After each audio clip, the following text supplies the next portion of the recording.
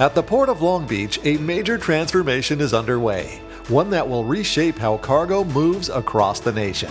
The Pier on-dock rail support facility, a $1.8 billion infrastructure project, will reduce truck traffic, cut emissions, and expand rail access right inside the port. This summer, a group of high school interns working at the port were invited for an exclusive behind-the-scenes look at the project. Their guide, Wayne Smith, a longtime civil engineer and project leader. I've been working as a civil engineer since 1996, so I've been able to take care of myself and my family and do a lot of the things that I never thought I'd be able to. Not to mention, improve the aesthetics of my community. Right now, while on-dock rail is already helping to move cargo, trucks are responsible for moving the majority of containers out of the port. That means more emissions, more traffic, and more wear and tear on local roads. The Pier rail facility is designed to change that.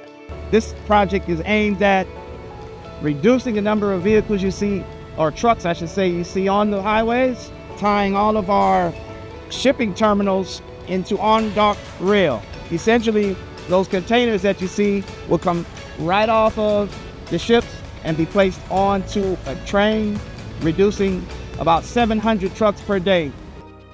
To make that happen, the port is expanding its rail footprint significantly, building 4 new rail lines, moving entire streets like Pico Avenue, and building massive new retaining walls to free up space in the narrow port corridor. We're going to need to move that roadway 25 feet in that direction. And when we move that roadway in that direction, it's going to give us more right-of-way between the back of the sidewalk to the side of the freeway. But additionally, because it's such a tight fit, if we walk over here, you're going to notice there's a slope.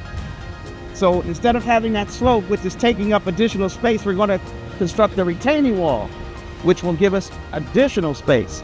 That'll allow us to construct those additional rail.